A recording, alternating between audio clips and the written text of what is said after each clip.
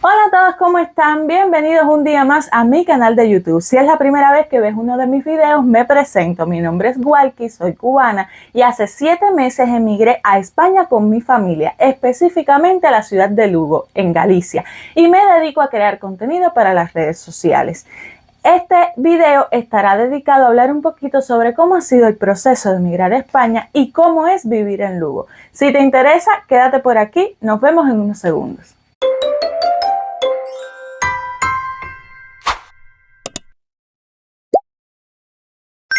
Para comenzar, quiero hablar un poquito sobre cómo es vivir en la ciudad de Lugo. Estamos en Galicia y quiero contarte que Lugo es una ciudad que es capital de la provincia de Lugo. Yo vivo en la capital provincial, pero a pesar de ser una capital de provincia y a pesar de ser una ciudad medianamente pequeña, es una ciudad que tiene, yo creo que un poco de todo. Tiene para adaptarse a las necesidades del que viene. Tiene ese encanto de lo que viene siendo un pueblo, pero al mismo tiempo tiene tamaño, vida y aspecto de ciudad. Lo que está genial, sobre todo cuando vienes con niños pequeños, con familia, porque tiene para ofrecer muchísimo, pero a la vez te da mucha tranquilidad. Es una ciudad muy bonita, es una ciudad preciosa con una muralla romana bella, patrimonio de la UNESCO, que además está muy bien conservada y cuidada. Por supuesto, como en todos los lugares, y sé, para que nadie venga a decirme, hay lugares que están en mejor estado, hay lugares que están en peor estado, pero este video es desde mi experiencia, desde lo que yo veo y de donde yo vengo, viendo una ciudad como esta, me parece maravillosamente cuidada y me parece muy bonita.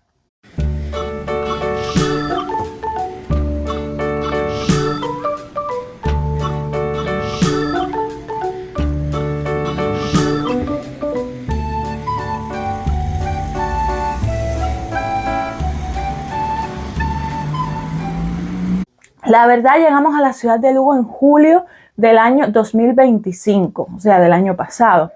Y llegar aquí a la ciudad de Lugo realmente me impresionó muchísimo porque lo primero que noté fue que la ciudad está muy limpia. Es una ciudad muy limpia, muy organizada, muy recogida. Las calles están limpias, los basureros están impecables. Y eso es algo que realmente me sorprendió. Además de eso, la muralla es impresionante, es un lugar muy bonito. Les voy a estar dejando imágenes para que la vean. Y nos ha servido para conectar realmente con esta ciudad porque es un punto donde no solo es fotogénico, vamos a decir turístico, sino también es un punto de entrada al centro de la ciudad donde está un movimiento de vida de esta ciudad donde se celebra todo tipo de actividades y que te conecta realmente con la vida aquí en Lugo. Cuando nosotros llegamos era pleno verano. Prácticamente todo el mundo se había ido de vacaciones, la ciudad se veía, como digo yo, vacía, pero realmente el clima que nos recibió fue maravilloso. Fue un clima cálido, veníamos de Cuba, que todo era calor, y claro, al llegar aquí, el choque con el clima no fue muy diferente, porque realmente había calor. De hecho, terminamos comprándonos un ventilador, imagínense el calor que hizo este verano pasado aquí en Lugo. Y pues yo digo que ese llegar en ese momento nos ayudó a adaptarnos un poco más aquí a la vida en la ciudad. Porque claro, veníamos un poco a lo desconocido, pero a lo conocido en cuanto a temperaturas. Y sabíamos cómo manejarnos, qué tipo de ropa usar, además de que la ropa de verano es un poco más económica que la ropa de invierno. Luego vino el invierno y el clima de Lugo comenzó a cambiar. Pasamos al frío, tuvimos que comprar ropa de frío que no es nada económica. Además de eso, empezamos a adaptarnos al tema de la lluvia, porque aquí llueve mucho, pero este ha sido un invierno donde ha llovido muchísimo más, donde han habido empatadas una borrasca junto a la otra y llevamos casi un mes que ni siquiera salí del sol. Hoy hay un día precioso, un día de sol, un día cálido.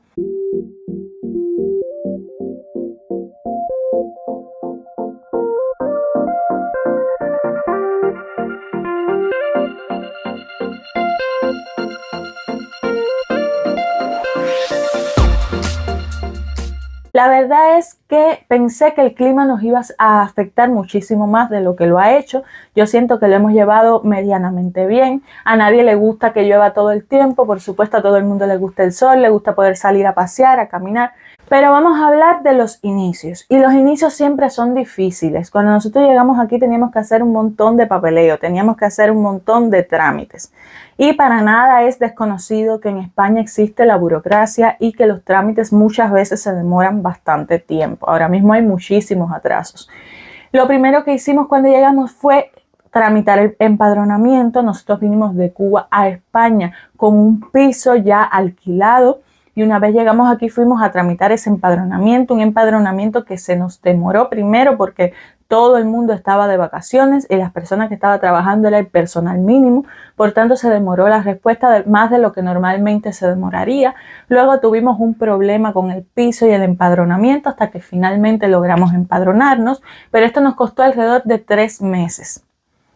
¿Ok? Estuvimos casi 3 meses para poder empadronarnos, para poder tener el volante de empadronamiento. Una vez que lo tuvimos, gracias a Dios, nosotros traíamos de Cuba la certificación de nacimiento para DNI de mi niña y pudimos sacarle su DNI sin problema ninguno. Una vez que le sacamos el DNI, pudimos ir y sacar su número de seguridad social y llevarla al centro de salud más cercano y sacar su tarjeta sanitaria. Con su tarjeta sanitaria, enseguida, nada más iniciado el trámite, pudimos atenderla con la pediatra y todo fue genial, o sea, todo fluyó muy bien. Tengo que decir que la atención, por lo menos en nuestro centro de salud, es maravillosa. Tanto la pediatra como la enfermera nos han atendido súper bien. De Cuba solo trajimos su tarjetón. Por si vienes de Cuba con niños pequeños, sepas que con el tarjetón que te dan en Cuba, que te van llenando todos los datos, es suficiente. No necesitas más ningún documento médico para que te atiendan aquí. Entregas el tarjetón y la pediatra te hace su historia clínica digital en su computadora y a partir de ahí te ponen las vacunas que te falten y la atención que necesite la niña, igualmente las consultas que le tocan, puedes sacar la cita y llevarla en el tiempo que le toca. Hasta hoy no tengo absolutamente ninguna queja con la atención médica de mi niña. Ha sido maravillosa. Estoy muy agradecida de haber llegado a un centro de salud con unas profesionales médicos muy buenas, muy atentas y muy cariñosas con la niña. Ya no vamos a hablar de las condiciones del centro de salud, que es perfecta. Tienen hasta una zona de juegos para que los niños jueguen en lo que esperan entrar a la consulta, con muchísimos juguetes, con crayolas para pintar, con libros para leer. Es realmente maravilloso. Ahora, como les decía, los inicios son difíciles y todo no fluyó tan bien, todo no fue tan bueno. Mi esposo no vino con su certificación de nacimiento para DNI. Mi esposo está inscrito por el sistema antiguo, es de tomo y folio. Por tanto y demás, tenía que esperar a que el consulado pusiera su certificación de nacimiento para DNI en el sistema, cosa que se demoró en hacer. Nosotros la solicitamos a través de la página web del Registro Civil Central de Madrid y la solicitamos también a través del correo electrónico del consulado, pero por ninguna de las dos vías llegaba. De hecho, se demoró tanto tiempo en que le llegara que cuando ya habíamos perdido toda esperanza, decidimos probar una vía que habíamos visto en redes sociales, que era que si ya tú llevabas solicitada tu certificación de nacimiento por el Registro Civil Central de Madrid de más de 4 meses y seguías esperando que te llegara, podías ir hasta el Registro Civil Central de Madrid y solicitar una reclamación allí en persona. Te atendían sin cita previa en la puerta, llenabas un documento de la reclamación con tu pasaporte y tu resguardo de solicitud y en teoría debía llegarte al correo en menos de 48 horas. Mi esposo se tomó la molestia de gastar dinero en un pasaje, imagínense, dinero en un pasaje recién llegado. Fueron casi 100 euros en ir y regresar de Madrid. Pero había que hacerlo, porque desgraciadamente, aunque tú seas ciudadano español, si llegas a este país y no tramitas el DNI, hasta que no tienes el DNI en la mano no puedes hacer absolutamente nada. No puedes trabajar, no puedes ir a la seguridad social, no puedes sacar tu tarjeta sanitaria, etcétera, etcétera, etcétera. ¿Ok? Así que eso es algo que tienen que tener muy en cuenta. Si vienen de Cuba o de cualquier otro país con ciudadanía española, tienen que saber que lo más importante es venir con su certificación de nacimiento para DNI si eres del sistema anterior. Si eres del sistema nuevo de ISIRET, te llega tu certificación al correo una vez que te inscriben, pero tienes que tener en cuenta que esa certificación vence a los 6 meses de haber sido emitida. Y si a los 6 meses se venció, debes solicitar una nueva para que te sirva aquí para sacarte tu DNI. Bueno, en el caso particular de mi esposo, una vez que fue a Madrid, en efecto le llegó en 24 horas a su correo su certificación de nacimiento para DNI. Y fue como pudo tramitar su DNI. Una vez que mi esposo tuvo DNI, ya las cosas empezaron a desenredarse un poco, o por lo menos eso pensábamos nosotros. La verdad es que se le hizo bastante sencillo conseguir trabajo, pero es debido a al sector en el que él se desenvuelve, ¿ok? Y sinceramente creo que ya decíamos, bueno, ya lo tenemos todo, ya él tiene el DNI, ya solo era presentar mi residencia, cosa que hicimos seguidamente. Una vez él tuvo DNI, fuimos y presentamos mi residencia con toda la documentación que me solicitaban. Y solo queda esperar a que esa residencia sea resuelta. Hace poco una seguidora me escribió que presentó un mes antes que yo su residencia y aún está en espera. Y según mis cálculos, la espera de la residencia en Lugo, de la respuesta de la residencia, está entre unos 6-7 meses, tal vez 8. Pero es un cálculo que yo hago según las seguidoras y seguidores que me escriben y me dicen, mira, yo presenté en tal fecha y todavía no me ha llegado. ¿Ok? Así que es un cálculo aproximado que yo hago para que sepan más o menos en qué tiempo está la demora de una respuesta de residencia aquí en Lugo. Yo sigo en espera. Una vez que me llegue, por supuesto, haré un video contando toda mi experiencia de cómo fue obtener la residencia como esposa de ciudadano español. Otra cosa que nos esperábamos, pero que no pensábamos que hubiera sido de esta manera, fue el choque cultural. Creo que es algo de lo que muy pocas personas suelen hablar abiertamente, porque realmente es reconocer las diferencias que existen entre las personas que emigramos y los nacionales de aquí. Realmente para mí fue poco, porque ya les digo, como aún no trabajo, no he tenido que chocar directamente con personas o público y tal, pero cuando vas a hacer trámites o cuando vas simplemente a comprar al mercado, hay palabras, frases y cosas que realmente uno dice, wow, lo decimos diferente. A veces cuesta incluso entenderse, pero tengo que aceptar que aquí las personas han sido lo suficientemente amables como para darte el tiempo de entenderte y entender lo que estás queriendo pedir o explicar. Realmente no se trata de que hablemos idiomas distintos, hablamos el mismo idioma, pero no usamos las mismas palabras. Y creo que eso también es muy enriquecedor, porque nos abre a un mundo nuevo de frases, de palabras, de costumbrismos que realmente nos han resultado bastante atractivos. El vale es uno de ellos. Nosotros decimos mucho ok, aquí se dice mucho vale, y la verdad se te va pegando con el tiempo. Y no es porque tú quieras cambiar tu forma de hablar. Yo tengo mi mismo acento desde que vine de Cuba. Simplemente es porque te vas acostumbrando y te vas adaptando para que las personas de aquí te entiendan un poquito mejor. Yo sé que hay muchísimas palabras que decimos diferente, te leo en los comentarios, deja por ahí abajito qué tipo de palabras decimos diferente. Por ejemplo, aquí se dice bolsa, nosotros solemos decir jabita, jabita de nylon, jabita de cubalse, como se dice en Oriente, es lo que decimos y aquí se dice diferente. Y tienes que adaptarte a decir bolsa, porque si dices jabita no te van a entender.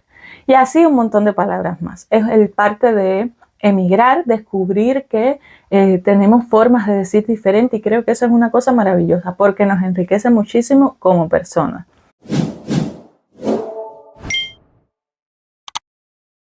También quiero hablar un poquito sobre el tema dinero. Muchas personas me preguntan en redes sociales qué cantidad de dinero necesitas para emigrar. Yo no sabría decirte una cifra exacta, entre otras cosas porque eso depende mucho de las posibilidades que tenga cada cual. No todo el mundo va a emigrar con el dinero ideal que debería tener. No todo el mundo va a emigrar en las mejores condiciones, como hay quien sí lo puede hacer y quien sí se lo puede permitir. Simplemente creo que el dinero con el que uno emigra debe servirte mínimo para poder pagar un alquiler en dependencia de la zona a la que tú vayas de España. Aquí varían los precios de los alquileres según la ciudad, según la provincia, según el lugar, y creo que antes de emigrar siempre debíamos pensar un poco en tener el dinerito ahorrado, por lo menos para poder permitirnos pagar un alquiler. Sean lo que sean los requisitos que te pidan, una vez que los cumplas, por lo menos tienes el dinero ahí para poder pagártelo.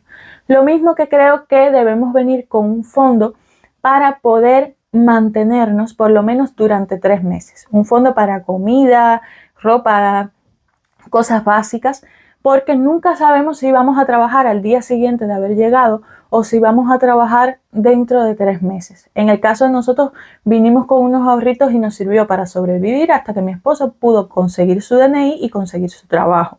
¿Por qué? Porque si no hubiéramos venido con esos ahorritos, realmente les digo que nos hubiéramos visto súper apretados.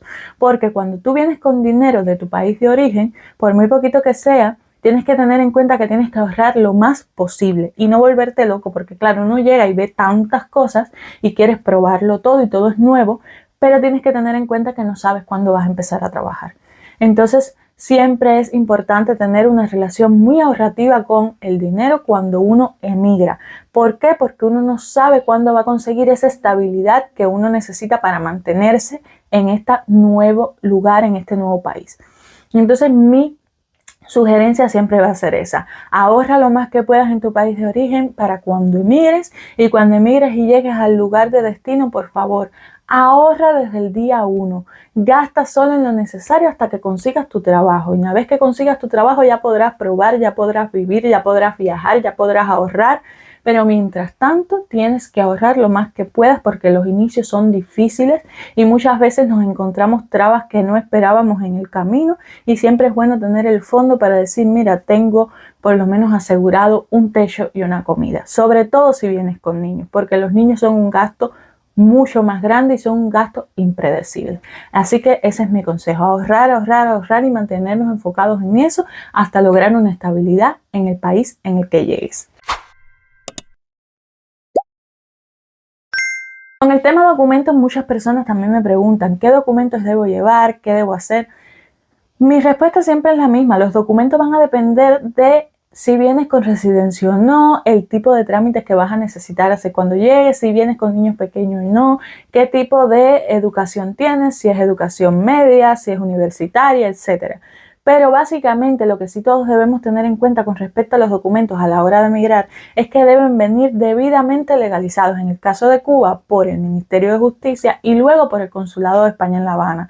Traer los documentos legalizados y en vigencia es algo muy importante, que estén vigentes, o sea, que no hayan vencido para iniciar el trámite que vas a iniciar de este lado. Es muy importante, te evita muchísimos atrasos. De todas maneras, si llegaste aquí, se te venció un documento, no te dio tiempo a legalizar, etcétera, hay gestorías y bufetes de abogados extranjeristas que se dedican a conseguir esos documentos en tu país de origen y debidamente legalizarlos para que puedas iniciar tu trámite.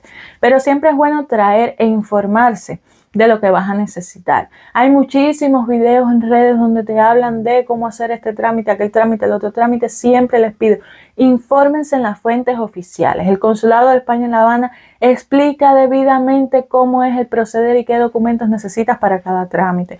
En la web del Ministerio de Justicia también vas a encontrar la información que necesitas para cada trámite. Así que infórmate. Y si te lo puedes permitir, por favor, consulta desde tu país de origen con un abogado extranjerista que esté aquí, que te puede indicar qué documento vas a necesitar una vez que llegue.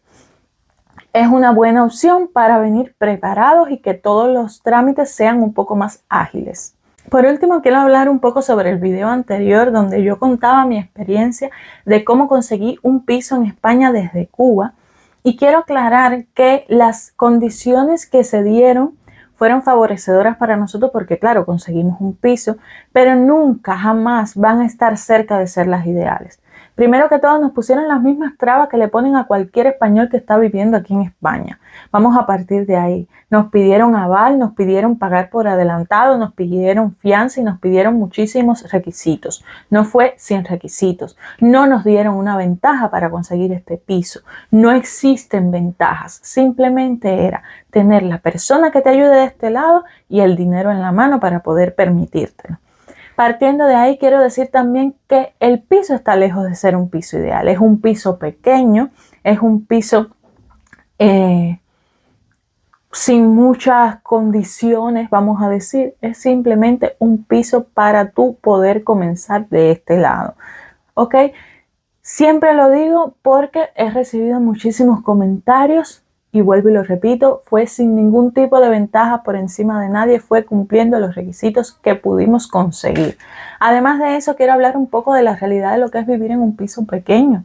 Al final esto es un piso de 50 metros cuadrados que además compartimos 3 personas y puede llegar a ser caótico en ciertos momentos. Nosotros somos personas bastante tranquilas, lo que es un beneficio con respecto a vivir en comunidad. Pero de todas maneras tenemos un bebé y ese bebé llora, y cuando ese bebé llora se siente en toda la casa. Y hay cosas que uno quisiera tener más organizada y no lo consigue porque no tienes espacio. Por ejemplo, nosotros no podíamos tener la ropa en ningún sitio porque no existía armarios o escaparates, no sé cómo le digan.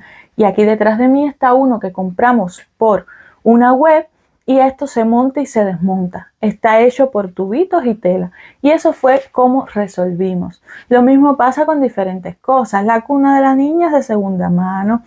Casi no me cabía la ropa dentro del escaparate de ella. La cocina es súper pequeñita. Y sí, el piso está cómodo y muy bueno para iniciar, pero también es una realidad a la que te enfrentas cuando emigras y cuando comienzas en un lugar pequeño, que no todo va a ser color de rosa, simplemente depende de uno adaptarse y, como digo yo, también depende de uno ahorrar. Porque además he publicado videos hablando un poco de los gastos del mes. Si no lo has visto, puedes verlo en los shorts de aquí de YouTube. Y realmente mucha gente se ha quedado sorprendida de cómo yo he podido ahorrar tanto dinero en electricidad, en agua caliente, en comida, etc. Simplemente se trata de estar consciente de tu realidad, de lo que te puedes permitir y de lo que tienes que sacrificar si quieres conseguir estabilidad o algo mejor. Y para nosotros eso ha significado ahorrar agua caliente, ahorrar electricidad. Nosotros no fregamos con el agua caliente. Nosotros no nos cepillamos los dientes con el agua caliente. Simplemente la utilizamos para bañarnos, para nada más. Nosotros no tenemos las luces de la casa encendidas todo el día. Nosotros tenemos pocos electrodomésticos y ni siquiera tenemos un televisor. Como lo oyes, todavía no tenemos un televisor. Por tanto y demás, al ser un piso pequeño, al no utilizar la calefacción porque es un piso muy calentito, pues por supuesto que ahorramos muchísimo dinero. No hay magia, no hay estrategia, no hay nada detrás de eso. Simplemente se llama ahorrar y adaptarte a la realidad que estás viviendo. Algún día cuando nos mudemos y vivamos en un piso grande, cambiarán mis gastos y pagaré más como paga mucha gente. Pero ahora mismo esa es mi realidad. Y es lo que comparto para que todo el mundo sepa que cuando te lo propones también se puede ahorrar y que cuando te lo propones también puedes salir adelante, no importa las condiciones que tengas. Todo se trata de proponérselo y de no dejar de intentarlo, como yo mismo lo dije en mi video anterior.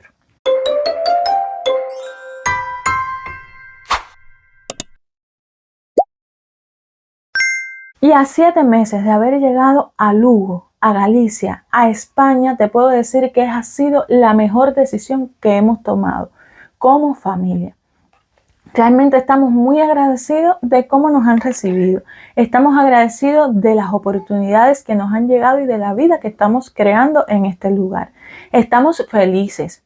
Tenemos salud, tenemos comida, tenemos un techo, tenemos mucho por lo que agradecer. A lo mejor no estamos en la situación ideal y que nos gustaría tener y la vida que nos gustaría llevar, pero realmente estamos comenzando, digo yo, que desde un buen punto, desde un buen pie, porque nos sentimos bien y eso es lo más importante, sentirte bien en el lugar en el que estás, agradecer por todo lo que sí tienes y entender que la vida son procesos, ciclos y que nada es para siempre. Y por tanto y demás, aunque sea una situación difícil o complicada cuando inicias tu proceso de migrante, también tienes que saber que es una situación pasajera y que esa vida que viniste a buscar llegará en el momento en el que tenga que llegar. Hay que tener mucha paciencia cuando uno emigra, hay que tener mucho optimismo y sobre todo hay que tener mucha fe, que es lo que nos ha mantenido a nosotros yendo hacia adelante todo el tiempo. La fe y el confiar en que todo es para bien, que todo saldrá bien y que todo será para mejor. Y que todos estos sacrificios que uno hace al inicio es lo que te va a llevar al punto en el que quieres vivir. Así que si llegaste hasta aquí, te agradezco muchísimo. Como siempre te pido que te suscribas a mi canal, me dejes un me gusta, dejes un comentario, compartas este video con todas las personas que puedas, porque me apoyas para seguir creando este tipo de contenido. Estoy súper feliz por la acogida que han tenido mis videos anteriores y estoy muy agradecida con todos ustedes que se toman el tiempo de venir hasta mi canal y ver mis videos. Nos vemos en el próximo. Como siempre, muchísimas gracias por ver. Besitos. Bye.